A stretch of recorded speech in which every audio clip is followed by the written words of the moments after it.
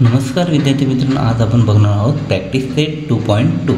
याच्यामध्ये first question आहे choose the correct alternative. अगदी सोपा प्रॅक्टिस सेट आहे, अगदी काही मिनिटांमध्ये सॉल्व करणार आहोत आपण. चूज द करेक्ट अल्टरनेटिव्ह हे ऑप्शन दिलेले आहे. याच्यामध्ये करेक्ट अल्टरनेटिव्ह तुम्हाला ओळखायचं आहे फर्स्ट 2 मध्ये. याच्यामध्ये okay, in the adjoint figure कोणती ही दिलेली. If line M parallel line M parallel line कशाला एमला, दोन्ही पॅरलल दिसत आहे तुम्हाला. And line P is transversal, then P काय दोघांना ट्रान्सव्हर्सल, एका असा मधून गेलेला असं त्याला म्हणतात ट्रान्सव्हर्सल.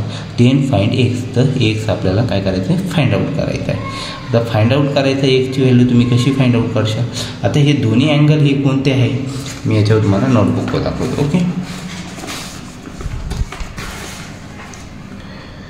ही लाईन एम, ही लाईन एन आहे. ओके, इकडे दिसत नाही त्याच्यामुळे मी इथे लिहून घेतलेलं आहे. आता इथे 3+x का बरं घेतला मी. 3+ काय इंटरियल अँगल आहे. इंटरियल अँगलची ॲडिशन काय असते, 180 डिग्री असते.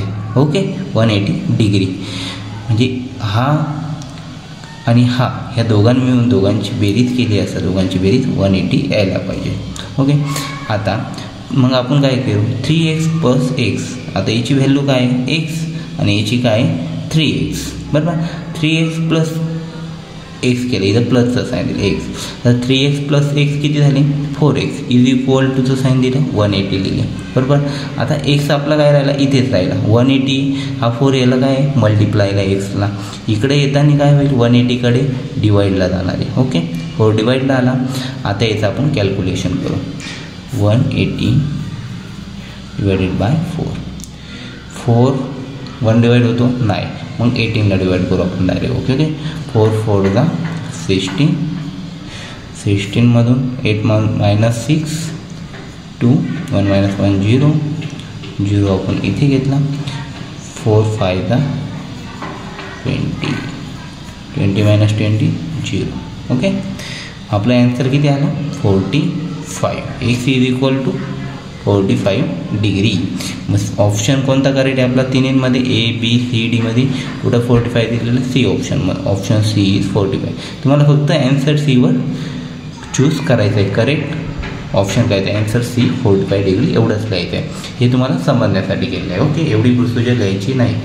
ओके, फक्त C is equal to 45 degree. Next example आहे सेकंड एक्झाम्पलमध्ये, in adjoint figure if line A parallel line B. आता ही आडवी फिगर दिलेली, इथे काय उभी फिगर दिली. ए अँगल पॅरलल लाईन कोणती बी, एला parallel P. And line L is transversal, L काय होती ट्रान्सव्हर्स होते, याच्यामधून ट्रान्सफर होते transversal line.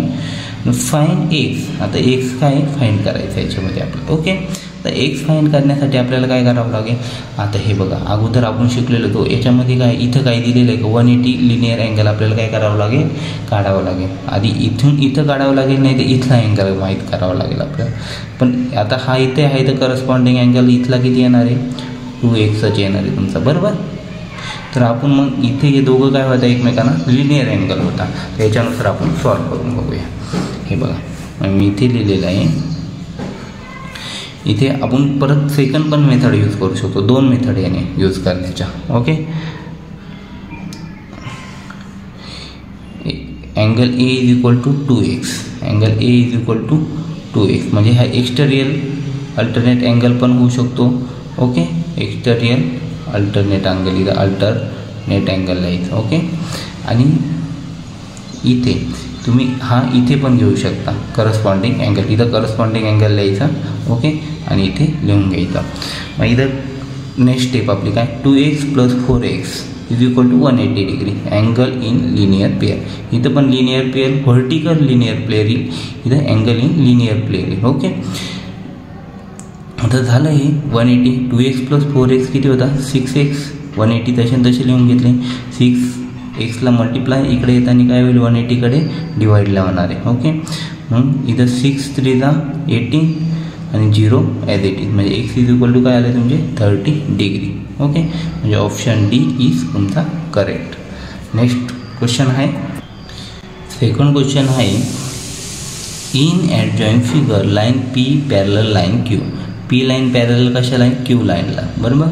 Line T and line S are transversal. Line T आणि लाईन एस काय transversal. Find the measure of angle X and angle Y using the measure of angle given in the figure. आपल्याला काय सांगितलं आहे, x आणि Y, x आणि हा Y angle काय करायचं आपल्याला फाइंड आउट करायचं आहे. Find measure using method of angle in the figure. हे अँगल दोन दिलेले यांच्या मदतीने आपल्याला काय करायचे, हे अँगल फाइंड आउट करायचे.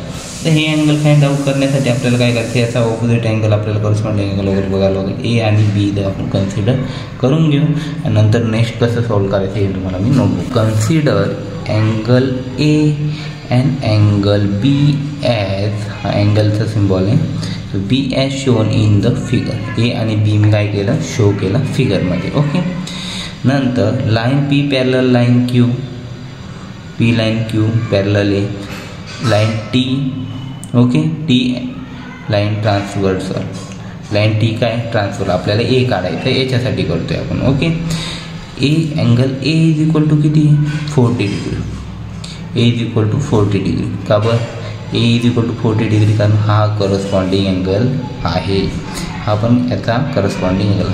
40चा अँगल करस्पॉन्डिंग काय ए, म्हणून आपण काय लिहितो, A angle A is equal to 40 पण लिहू शकतो, म्हणजे A is equal to 40 degree आपण लिहू शकतो. बरोबर.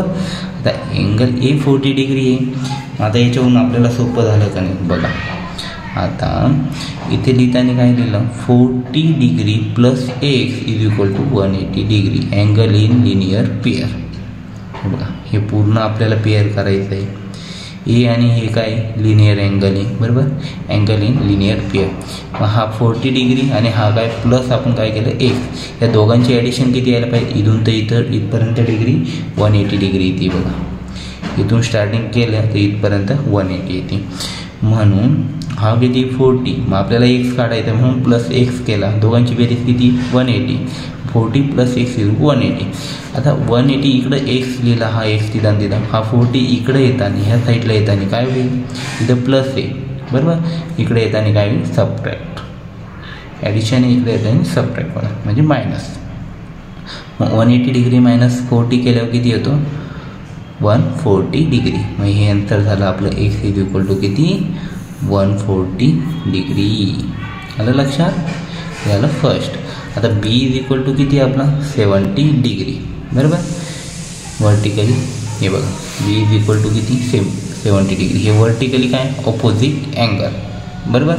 Vertically opposite angle. वर्टिकली नाही उभी, ऑपोजिट एकाच्या विरुद्ध दुसरा आहे ऑपोजिट अँगल. म्हणजे हा 70 तर हा पण काय 70 राहणार तुमचा.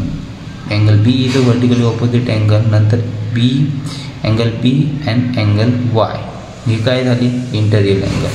हे बघा बी आणि वाय काय झाले इंटरियल अँगल झाली. एवढी डिग्री किती येते तुमची 180 येते. बरोबर. मग angle B plus angle Y is equal to 180 degree.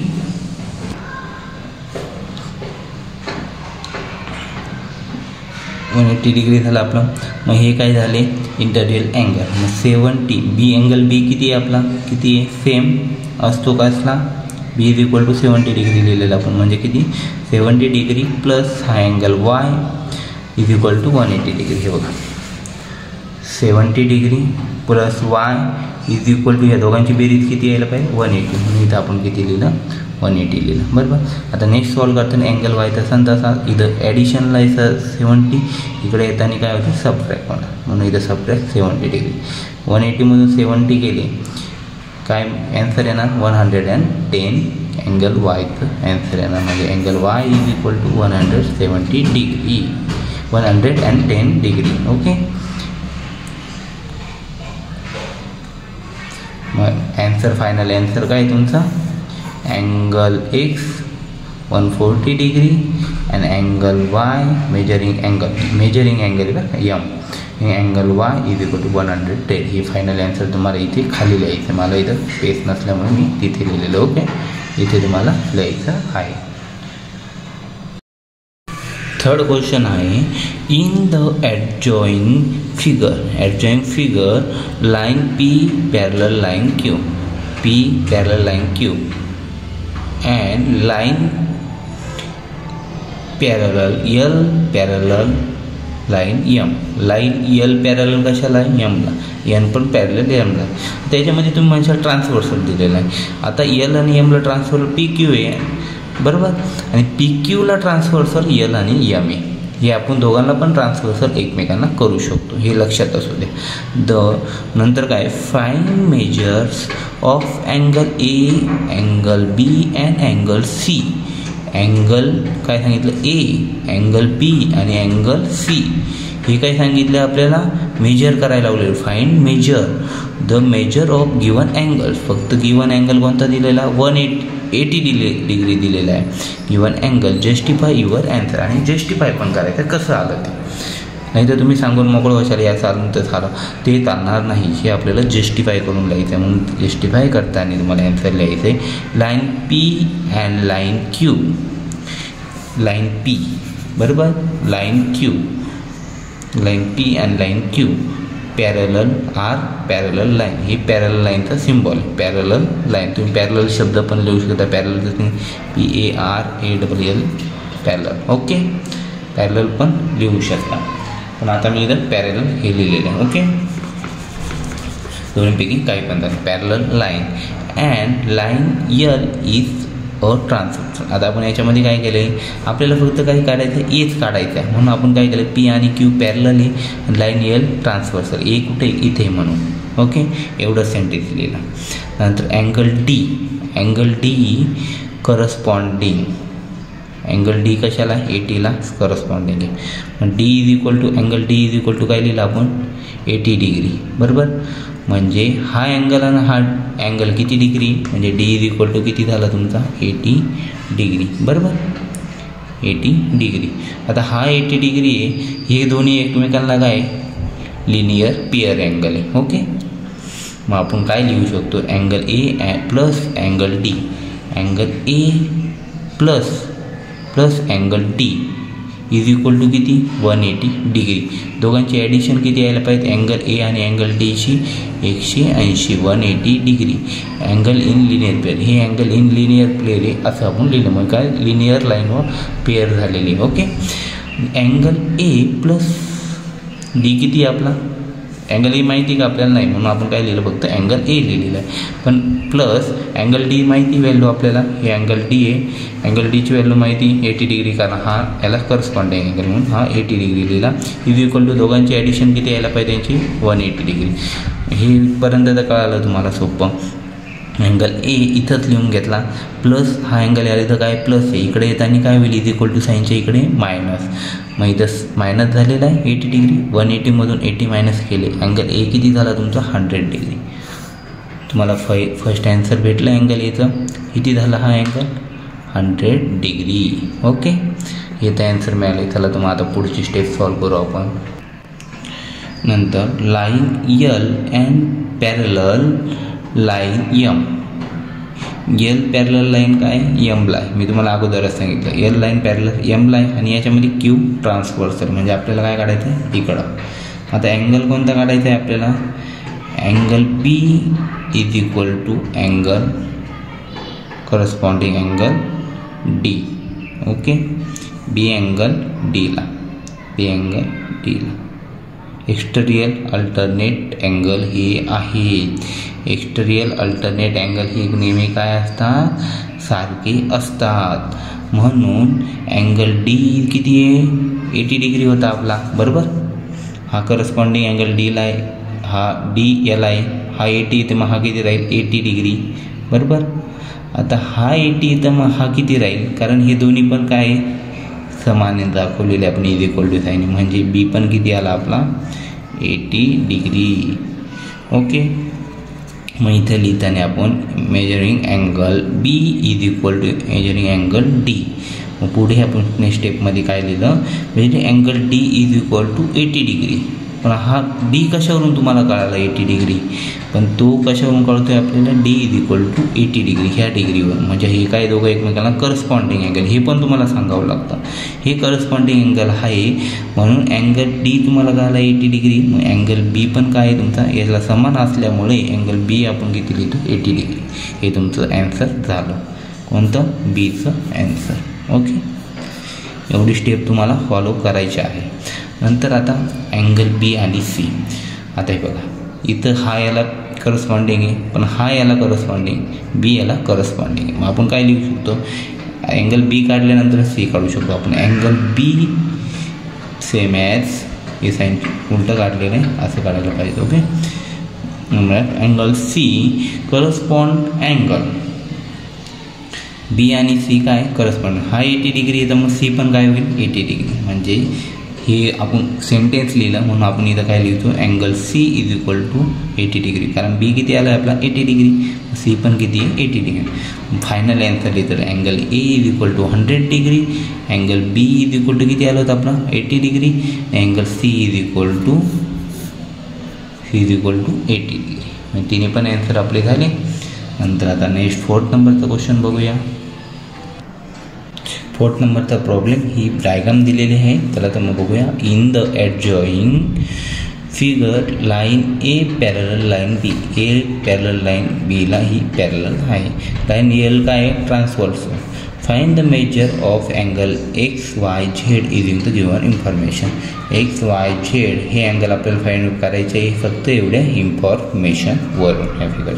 Okay, line A line B and L line is transversal. Line A and line बीला एल लाईन ही ट्रान्सवर्सल आहे. Measuring angle X is equal to 105 is corresponding. आता ही first answer तर direct आपल्या इथं find झालं, कारण हाही काय दोन्ही corresponding angle.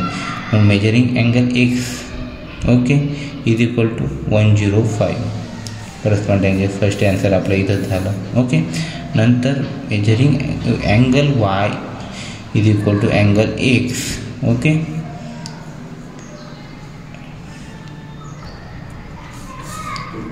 Next angle Y corresponding angle X. Okay, Y आणि एक्स हे काय व्हर्टिकली ऑपोजिट एकमेकांच्या विरुद्ध आहे एक्स आणि वाय. मग आता एक्स किती आहे तुमचा,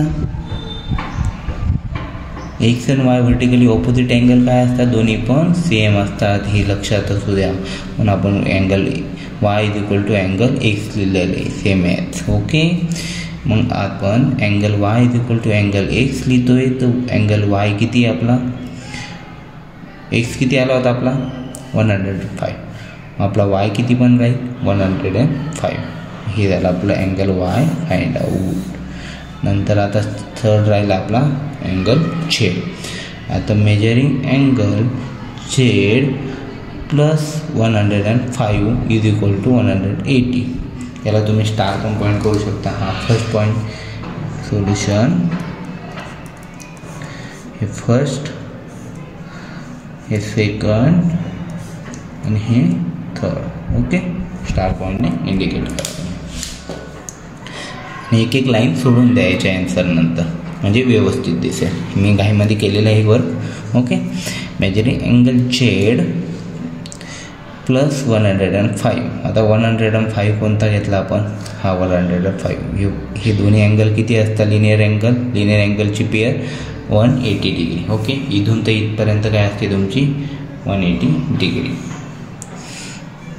measuring angle D plus 105 is equal to 180 degree. Measuring angle D, आता इथं 180 तिथेच आहे, हा इथं हा प्लस आहे, हा इकडे येताना काय होईल मायनस. ओके, इथे मायनस 105 झाली. 180मधून 105 मायनस केलं 75 डिग्री झेड अँगल झाला मग आपला. ओके, हे झालं आपलं थर्ड झेडचं ॲन्सर, अँगल झेडचा.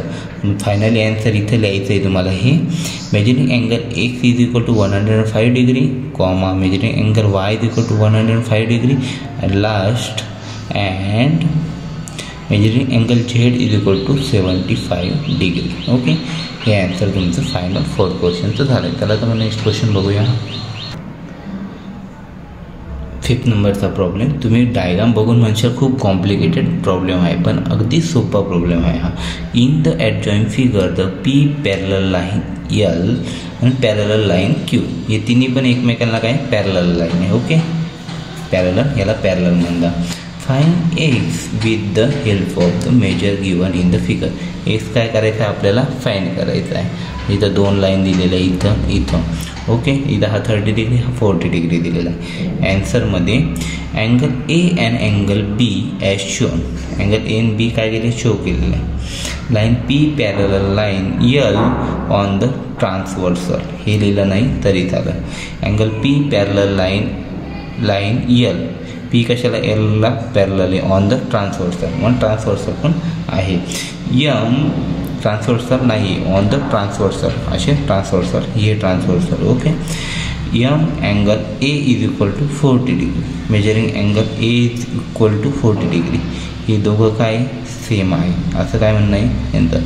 कारण हे काय अल्टरनेट अँगल आहे. अल्टरनेट अँगल काय सांगितलं आहे मी अगोदरच्या पण प्रॉब्लेममध्ये. त्यांची ते दोन्ही काय असतात सेम असतात. तर हा इकडं 40 डिग्री हा पण इकडं किती 40 डिग्री. मला हे माहीत नसेल तर मी तुम्हाला दाखवतो. हे बघा इथे हा किती आहे बेसलाईन. इथे हा पॉईंट घेतला हा किती 40 डिग्री बरोबर. 40 दिसतोय तुम्हाला इथे 40 दिसतोय ना हा बरोबर. आता एक्स किती राहील तुमचा 40चा यायला पाहिजे. हे बघा एक्स किती यायला पाहिजे तुमचा 40. हा येतोय 40 दिसतोय 40. अगदी मी तुम्हाला सगळं क्लिअर कन्सेप्ट सांगत आहे. तरी तुम्ही नवीन चॅनलवर असाल तर प्लीज चॅनलला सबस्क्राईब करा.